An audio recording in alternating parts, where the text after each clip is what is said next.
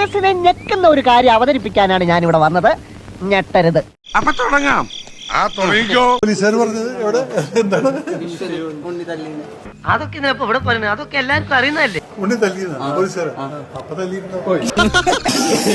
India Pakistan യുദ്ധം നടന്നു. അതിന് നിങ്ങളൊരു 7 ദിവസം ചർച്ച നടന്നു. അതിന്റെ ഇടയിൽ ഈ ഒരു വിഷയത്തിന് ഇത്രയും വലിയ ഇഷ്യൂ ആക്കണം. എന്തെങ്കിലും പരാതി ഉണ്ടെങ്കിൽ പറയണം. വല്ല കാര്യമുണ്ടോ?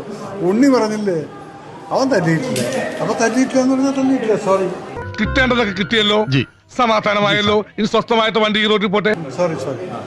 പിന്നെ അതിന്റെ ഇടയിൽ നമ്മളായിട്ടൊരു കോടതി ഉണ്ടാക്കണം.